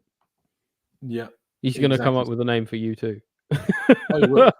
And me, probably. He'll come up with one of these for everyone. Where is what's his face? He's not in the chat anymore now. Forget his name, but we have someone in the chat who always loves coming up with different names. So these two things, Pies has tweeted Chelsea already, Jan Maresca 5-year deal. Maresca seen as right fit for squad and club structure. Like I said, maybe it will be 5 years flat. I think it won't be, but we'll see. Sources close to Maresca have said he's not in a rush and could decide to stay if he hates any late. If he has, that's just him saving face late on. Like that's just a load of shite. Like, obviously he's coming. Like at this point, it's not. I think it's not more going to not happen. Saving face in case he's wrong, but I think that people in his camp are just covering all their bases. That's yeah. I mean, hey, if he says no, first of all, funny. Second of all, it's not like I'm so excited by him that I'm going to cry my eyes out if he doesn't. Plus, then you should all be celebrating because we'll get Thomas Frank. Fucking brilliant. Oh my days. So let me just see. There's another bit, like, obviously there's been a lot of talk about Pep, but as a player, Maresca actually worked on a lot of other very, high name managers.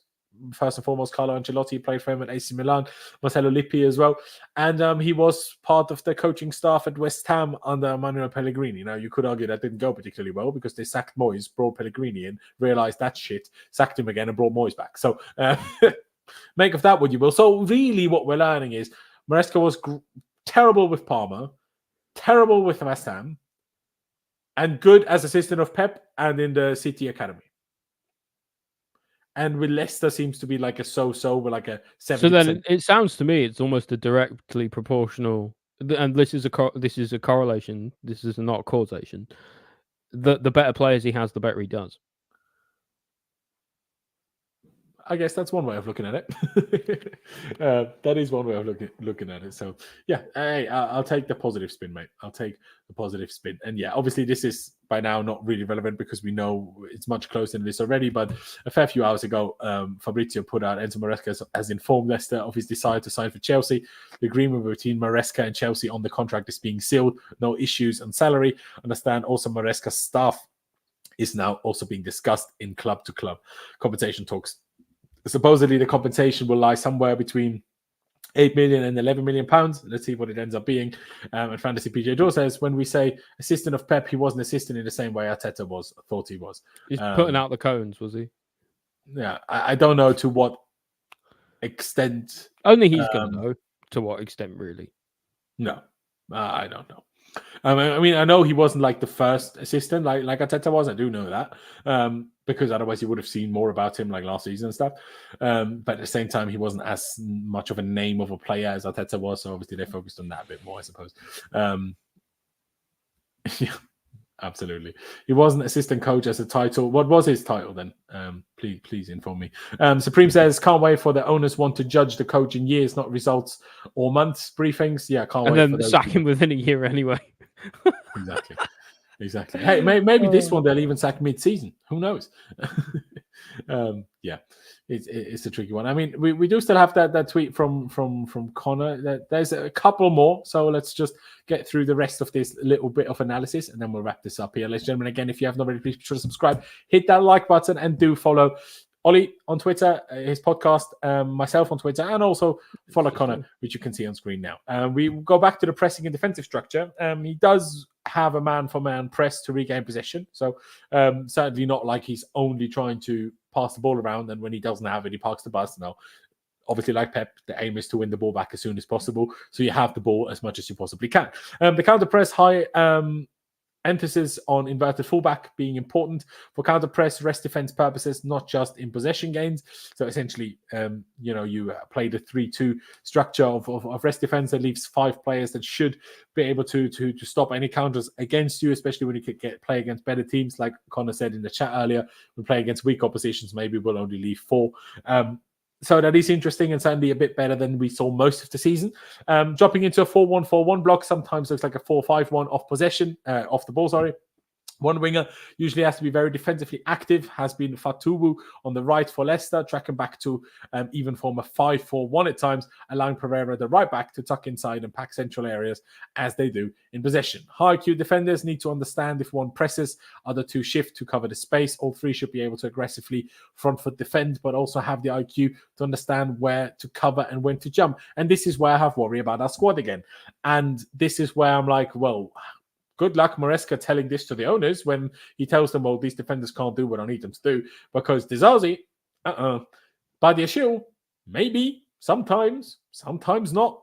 So who knows how that one's going to go. And then with Fofana's fitness issues, he can when fit, but he's been out for so long, who knows what type of player he's going to be now.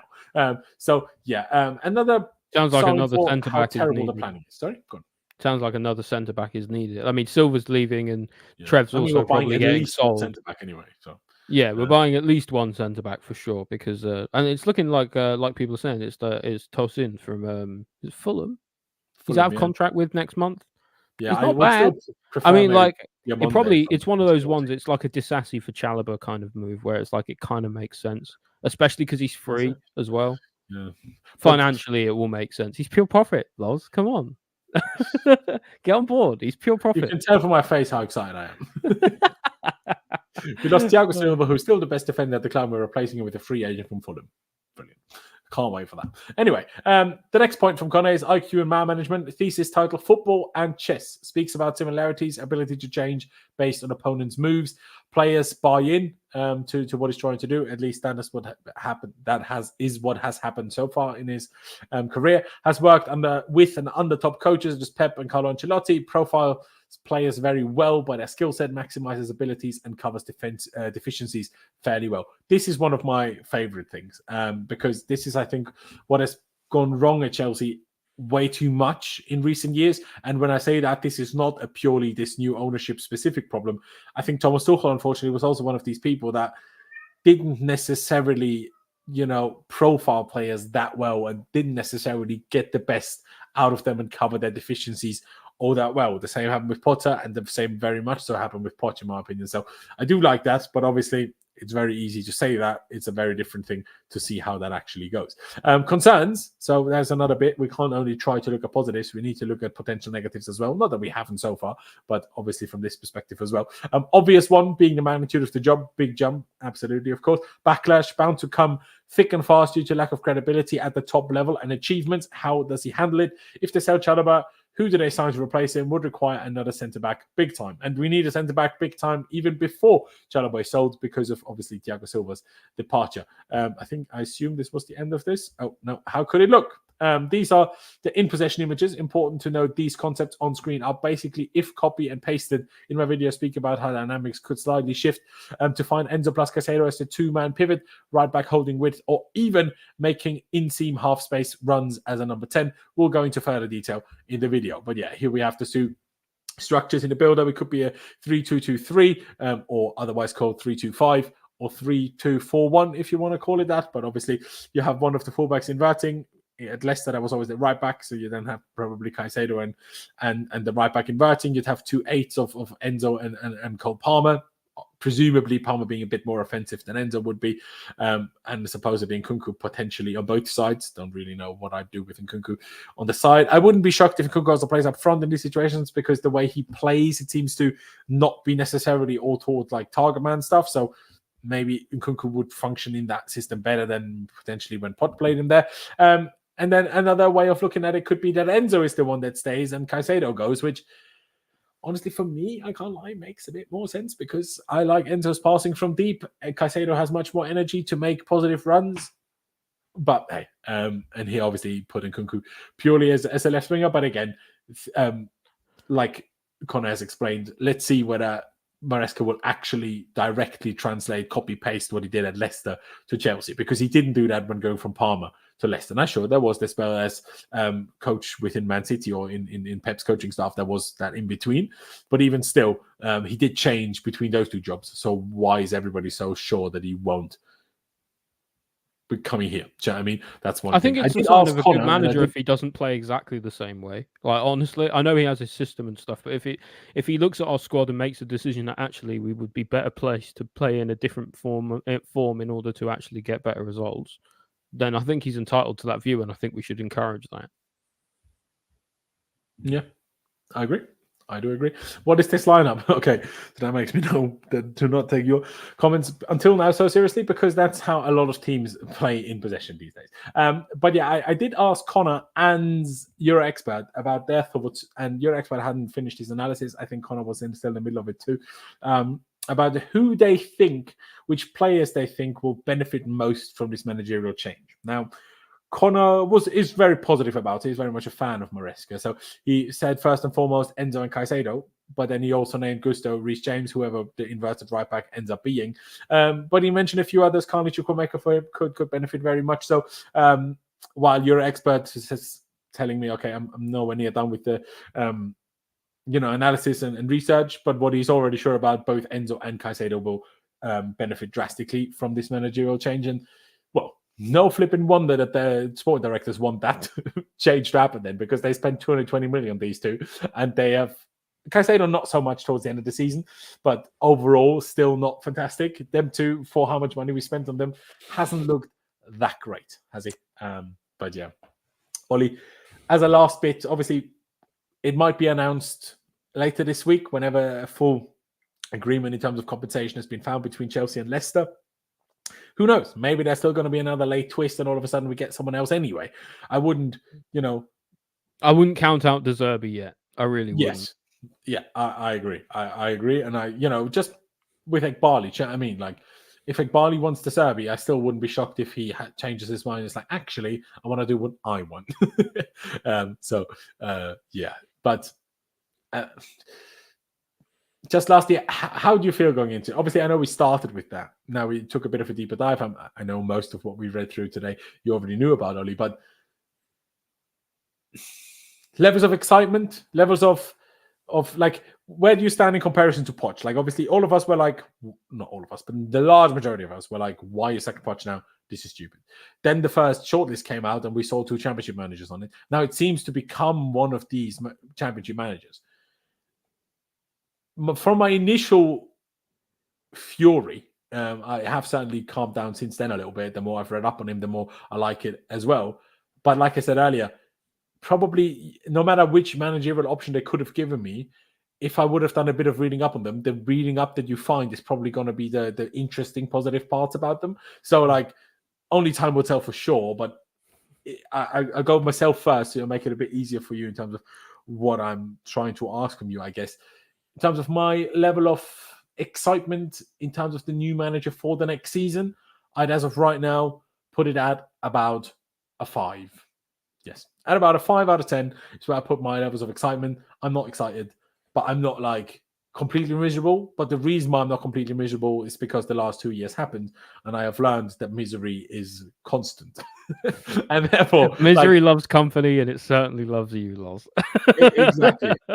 Very well said. And hey, if misery is constant, then even 5 out of 10 seems realistic. Do you know what I mean? Yeah, I know what you mean. Yeah. Where do you stand? I would go a little higher than you, maybe a 6. Like, because I feel like to a certain degree, no matter who we would have brought in, would have had similar problems. Is going to have had similar problems regardless of who we bring in. So, in knowing that, or at least in assuming that, despite that, even there are things about Maresca to be excited about. Am I saying he's going to turn the world upside down and be our Pep or our Arteta? No. To be honest, in all likelihood, probably not. Is it likely he gets sacked by the end of the season? Maybe. But we're in this period where it's a transition again, where there's going to be instability and there's going to be inconsistency and because things are changing yet again. And so I'm at this point, I'm kind of not even that bothered about in terms of how necessarily we're going to do in the league, or I'm not that excited about those things, because I think now we have to, as a fan base, look at the bigger picture and look at the longer term now, because everything in the short term has been terrible. So, we tried to do that with Poch, and then they sacked him in 6 months. That's it's kind of last chance saloon for the sporting directors for sure. Like, the thing that just annoys me with that, or not annoys me from you, but annoys me from this, but like with the situation, is we said exactly the same thing a year ago, and now we're saying it again now. And so I'm like, are we just going to end up saying the same thing again next year? Because, like someone said in the chat earlier, they're not going to go. So like that again, like I said, if Maresca fails, I at least hope it also takes, he also takes Winstanley and Stewart with him. In that sense, in the long term, it should be a win-win. Either it goes either it works, or at least the sporting directors are also gone. That's the only positive I can take from it. To finish it off, Fantasy PJ Dor says he says, I think any appointment below this I would deem unacceptable. This is on the line for me. Honestly, it already is below unacceptable. Yeah, I agree with that as well. But like, given the shortlist we had, which everyone on it was unacceptable anyway, at least in our view. You prefer Maresca though to what you would have done with the Zerbi, right? Did I judge that? I mean, like it's two cheeks, the same ass. To be honest, I don't like De Zerbi personally, or I don't like him stylistically, or the way he likes to manage. And that's mostly my bugbear, because I think he raises the raises the floors of teams, but he puts ceilings on them. And I think we've got a lot of players who are really, really talented and shouldn't be limited in that way. Maresca is kind of a similar thing. Like, I think he seems to have a little bit more flexibility from what we were reading there than someone like De Zerbi does. Yeah. But I'm also not like super jazzed about the appointment either, because for all of De Zerbi's faults in the way that he plays, at least he's a Premier League manager. And exactly. The rest isn't. And there's no other way to look at it other than that. Exactly. But it counts itself out a little bit. Okay, he's a Championship manager, but the other guy would be going to Brighton again. So it's do you look at it do you look at it the other way as well? You say, okay, well, he's a Championship manager. He's just won the Championship. He's been managing for 3 years, and De Zerbi's been managing for at least 10, 15. Exactly. So, like, at the same time, when people say, like young manager, I think they mean sort of like young football, or like not in the game that long, I guess. Sort of these new up and comers. It's what we're going for. It's ambitious and it's very, very risky. And I don't think anyone can be really happy with them taking a bigger risk like this with the club, but it's what they're doing. So I don't know, either get on board or get out of the way, I suppose. Exactly. I'll ask you one last rating something out of 10. Where would you put the level of risk of disappointment? High. 9. 9? Okay. Yeah. Like the chance for, because there are things that are positive about Maresca. It'd be very easy to get it'd be very easy to get carried away with if he strings a few wins together, and the chances then for like it being sort of a false dawn and it being in an immeasurably disappointing season by comparison. Say we finish like 7th, that would be really bad. And I think the chances of that, considering that this guy's never managed at this level before, is high. It's really high. 100%. I could not agree more with that. And I want to finish it on this rather amusing comment here by Athaf, who says, the eyeliner, lip gloss, mascara ain't getting us anywhere. He's crap AF. Eyeliner, lip gloss, mascara. I like that. People say you can't put lipstick on a pig. You can. It's just difficult. No wonder you live in Wales, man. Do you know what I mean? He's not Welsh. He just lives in Wales. I'm surprised he said pig instead of sheep, but I do enjoy the mascara a bit. Although if Maresca has banter and that makes the rounds, he could just turn up to a press conference with mascara on one day. That would be funny. That'd be do you know what? I bet you one day a manager's going to do something like that. Takes all the pressure off his own team going into a game, because there'll be this weird media discussion about it. Yeah, no, literally. Why not? It would work. It would fully work for at least a week, like in a big game coming up. Yeah, it's like new version of what Jose did when he just lost his shit and talks about respect and all sorts of things, which he only ever did, like, to take pressure off his team, because only ever people talk about Jose then. New way of doing it. Put mascara on. But yeah, ladies and gentlemen, I think it's about time we wrap this one up. Let's see what happens. At this point, it very much so looks like it will be Enzo Maresca as the new Chelsea head coach. Let's see how it goes. Only time will tell. I mean, I've lost faith in pretty much everything that this ownership do, so I'm more here to see what happens. I'm not going to be I think we're all just along for the ride at this stage. Exactly. I'm not optimistic. I don't think we'll get anywhere near top 4. I think we're lucky if we even replicate 6th from this season. And not because I think we'll necessarily be worse, but chances are United are not going to be as bad again. Chances are, Newcastle, they still have a lot of money. So chances are they will be a bit better again now that they don't have Champions League anymore, like they did this year for the first time. Let's see what happens, shall we? Let's see what happens, and let's not get ahead of ourselves. And also, I don't think people should forget what a difference it will make losing Thiago Silva and replacing them with a 20 to 22-year-old centre-back. That will play a role, I think. But anyway, ladies and gentlemen, thank you very much for watching. If you haven't already, please hit that subscribe button, hit that like button as well. That would be massively appreciated. Please do check out Ollie's Twitter, Ollie J Carpenter, and of course at the Bridge Pod, his podcast. Link to his podcast is also on his Twitter, so you'll find everything there. You need the link to it. It's also down in the description if you cannot be bothered to type it into the Twitter search bar. Just click the link down in the description. That's also fine. Follow me on Twitter. That would be massively appreciated. But yeah, ladies and gentlemen, thank you very much for watching. Up the Chelsea. Upwards and onwards, downwards and backwards. For the moment, it's both. And we will see you next time.